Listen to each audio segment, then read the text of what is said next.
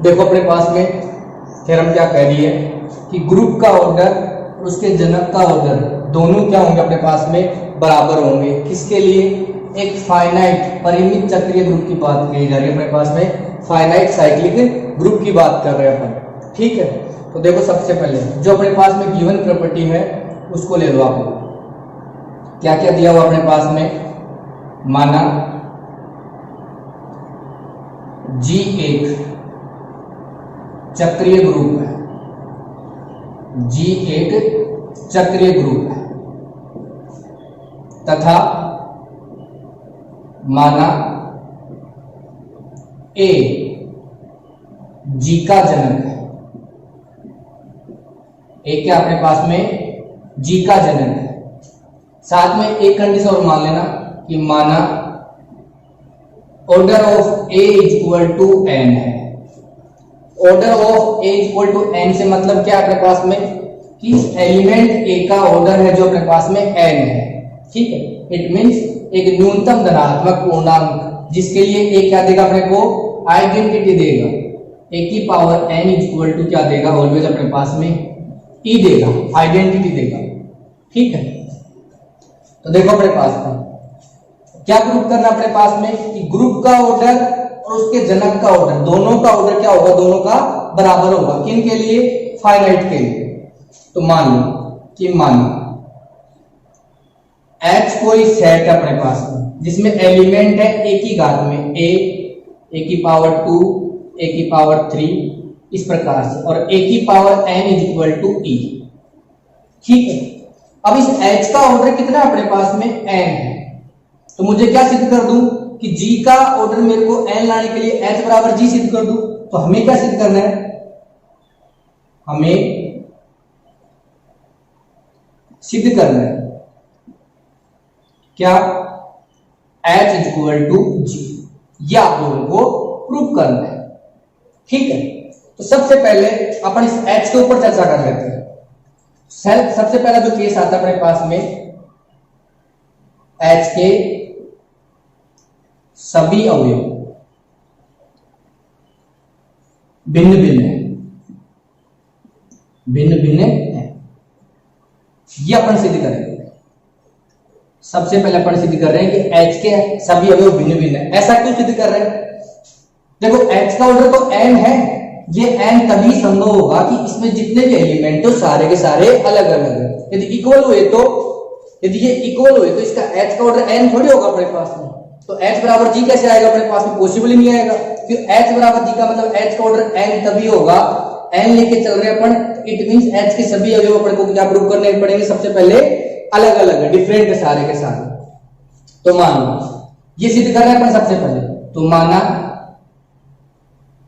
कोई भी दो एलिमेंट उठा लिए H से, AI is equal to AJ। दो एलिमेंट है, एक की घात I है, एक की घात J, जहां I does not equal to J, I और J बराबर नहीं है।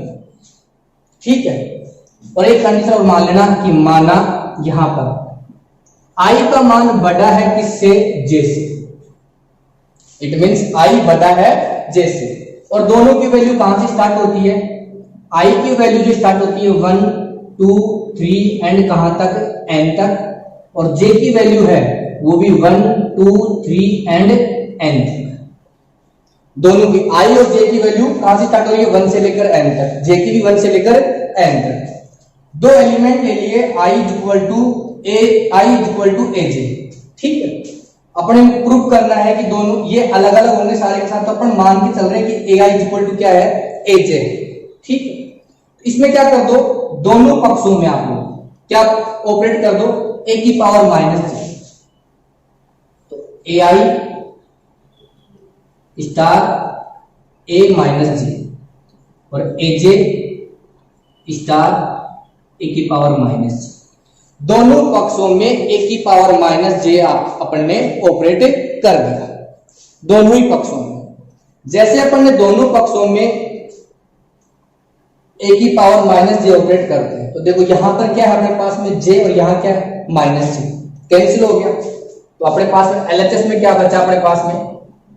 AI -J is equal to A की पावर, जैसे जे और यहाँ क्या है माइनस जे, तो क्या देगा अपने पास में ये ए की पावर क्या हो गया 0। इट मीन्स क्या बोल सकता हूं I minus J is equal to क्या दे रहा है ई दे रहा है। क्या दे रहा है अपने पास में ई दे रहा है।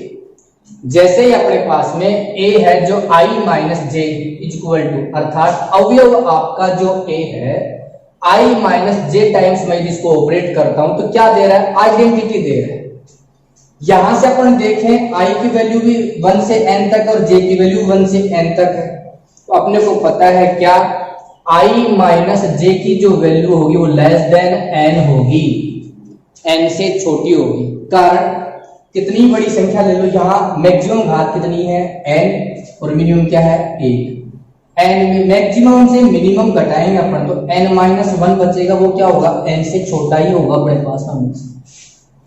तो आपका एलिमेंट a क्या दे रहा है i माइनस जे घात पर e दे रहा है, लेकिन यहां पर a का ऑर्डर क्या है अपने पास में n है, तो इसका मतलब क्या हुआ order of a less than क्या आ गया अपने पास में या इक्वल टू i माइनस जे आ गया, और i माइनस जे का मान कितना है n से छोटा है। इसका मतलब ऑर्डर ऑफ a क्या था n और यहां क्या आ गया i माइनस जे। n है जो i माइनस जे से छोटा हो गया, और यहां कंडीशन क्या थी i माइनस जे क्या होगा अपने पास में, देखो न्यूनतम धनात्मक पूर्णांक की बात कर रहे हैं अपन यहां पर, ठीक है। तो i माइनस जे का मान क्या है n से छोटा है, ठीक है। और यहाँ n खुद क्या आ गया i माइनस जे से छोटा हो गया, जस्ट उल्टा हो गया कंडीशन अपने पास में। यहाँ i माइनस जे छोटा था, यहाँ n छोटा हो गया। इट मीन जो क्या है जो कि संभव नहीं है, संभव नहीं है, ऐसा कभी पॉसिबल नहीं होगा, ठीक है। तो संभव ये नहीं है, ये गलत आया। गलत क्यों आया क्योंकि अपन ने यहां पर गलत माना।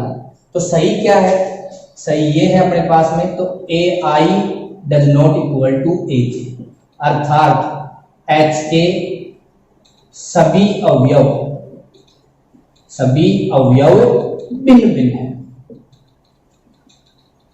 एच के सभी अवयव क्या है अपने पास में भिन्न भिन्न डिफरेंट है, कोई भी अवयव समान नहीं। अब इसके बाद में क्या प्रूफ करें, एच बराबर जी प्रूफ करना है अपने को।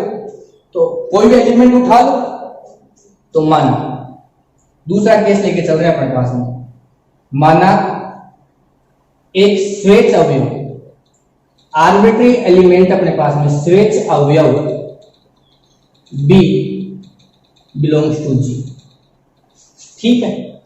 एक अवयव उठाया G से, G क्या है आपके पास में साइक्लिक है, चक्रीय ग्रुप है, तो G क्या होगा और इसका जनक क्या है A है, तो इसका मतलब G का प्रत्येक अवयव A की पूर्णांक घात में होगा। तो मान लिया कि माना B is equal to A है, अर्थात A की power L is equal to क्या बना रहा है अपने पास में B बना रहा है। ये बनाने के कारण रीजन क्या है इसके पीछे, G चक्रीय है तथा A उसका क्या है अपने पास में जनक है, A क्या अपने पास में उसका जनक है। G साइक्लिक है और A उसका क्या अपने पास में जनक है, जनरेटर है। तो जनरेटर है तो हर एलिमेंट को क्या करेगा जनरेट करेगा, ठीक है। अब यहां से अपन मैं कंडीशन अप्लाई कर रहा हूं, ध्यान से देखना आप लोग। यो यदि अपने पास केस फर्स्ट लेके चल रहा हूं, यदि L की वैल्यू लेस देन n है, यदि ये L का मान n से छोटा है, तो दिस इंप्लाइज आपका जो B होगा बिलोंग कर जाएगा किसमें H में। कारण इसकी पावर जो L थी वो L n से छोटा है, तो ये n से छोटे वाले n के बराबर वाले भी किसमें अपने पास में H में अवयव में सारे के सारे। n से छोटा है तो ये किसमें बिलोंग कर जाएगा H में। इस प्रकार अपन G से जितने भी एलिमेंट उठाएंगे वो A की पूर्णांक घात में होंगे, और उनकी पूर्णांक घात कुछ भी हो सकती है, इस L का मान कुछ भी हो सकता है, ठीक है। और यदि उसका मान n से छोटा है तो सारे के सारे किसमें होंगे H में। तो तो यहां से आपका जी का जितने भी अवयव उठाए वो सारे किसमें आ रहे अपने पास में, एच में। तो जी सबसेट हो गया किसका, एच का। केस सेकंड अपने पास में, यदि ऐसा नहीं हुआ तो केस सेकंड, यदि एल बड़ा है बराबर है एन से, ठीक है, एल का मान बड़ा है या फिर बराबर है एन से, तो कन्फर्म भाग जाएगा इसके अंदर अपने पास में। किसका भाग जाएगा, एन का भाग जाएगा। तो L equal to N Q plus R होगा। इस प्रकार से अपने पास में भागफल करने से क्या देगा, एल इक्वल टू अपने पास में क्या होगा, L equal to N Q plus N R. भागफल में ये तो कहती है यदि कोई संख्या छोटी है तो उसमें भाग जाएगा। आपका एल इक्वल टू क्या दे रहा है, एन क्यू प्लस आर।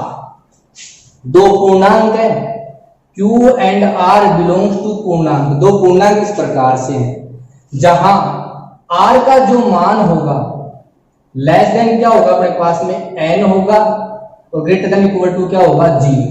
शेषफल हमेशा n से छोटा होगा, 0 के बराबर हो सकता है या बड़ा होगा। किस प्रकार से, मान के चलूं मैं यहां पर L का मान 5 है और n का मान 3 है।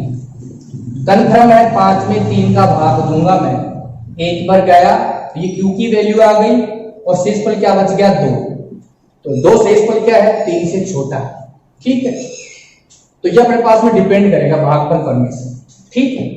अपने पास में एलिमेंट क्या था, b, a की पावर l के रूप में था, तो a की पावर l और ये क्या हो गया, a की power n Q plus r।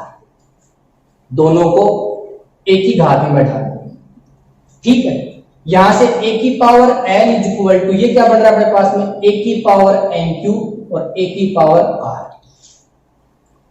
इसको और अच्छे से लिख लो, a की पावर n पूरे की होल पावर q और यहां a की पावर r। अपने को पता है a की पावर n, a की power n is equal to हमेशा क्या देता है, e देता है, आइडेंटिटी देता है। उसकी घात क्या होगी, q और a की पावर r। कारण लिखना चूंकि a की power n is equal to e होता है और आइडेंटिटी घात कितनी भी हो अपने पास में अगेन क्या होगा, आइडेंटिटी ही होगा। क्या बच गया, a की पावर r। तो a की पावर l का मान क्या आ गया, a की पावर r के बराबर, और r का मान क्या है, चूंकि r का मान क्या है अपने पास में, r is less than n। Condition apply होगी, n से छोटा है तो किसमें आएगा, h में। तो इस प्रकार जो भी अवयव होंगे जिनका मान अपने पास में क्या होगा, n से बड़ा है, तो भागफल करने से आगे वो किसमें आएगा, h में। अगेन अपने पास में जो अपने पास b था, b is equal to a की पावर n, किसमें बिलोंग कर गया, h में। इस प्रकार अपन ने g से जितने भी अवयव उठाए वो सभी अवयव किसमें आ गए, h में। तो इसका मतलब क्या हुआ, अपने पास में g क्या हो गया, सबसेट हो गया इसका h का। ये कंडीशन अगेन अप्लाई होगी, क्या हो गया, g is the subset of h। तो अपने पास में आ गया, this implies g is the subset of h। समीकरण नंबर इसको आप दे दो, नेक्स्ट कुछ भी दे दो, a। क्लियर। अब इसके बाद में अपने को h को सबसेट प्रूव करना है g का। तो देखो g एक अपने पास में ग्रुप है, ठीक है, और ग्रुप है तो इसका मतलब इसमें क्लोजर प्रॉपर्टी, संवर्त नियम क्या होता है, लागू होता है। और संवर्त नियम लागू होता है, इसका मतलब h का जो भी अवयव होगा वो किसका अवयव होगा, अपने पास में g का भी अवयव होगा। तो this implies h is the subset of g। कारण दो, चूंकि g एक ग्रुप है और ग्रुप में क्या होगा अपने पास में, संवर्त नियम लागू होता है, ठीक है। समीकरण नंबर बी, या आपको a और b से क्या पता पड़ा, g सबसेट है h का और h सबसेट है g का। इसका मतलब दोनों ही क्या है, किसी के सबसेट नहीं है, दोनों के दोनों क्या है, h is equal to g आ गया। h और g बराबर हो गया अपने पास में, और h का ऑर्डर कितना था, h में अवयव कितने हैं अपने पास में, n। तो h में अवयव n है, यहां लिखना, चूंकि order of h is equal to n है, तो order of g is equal to भी कितना आ गया अपने पास में, n।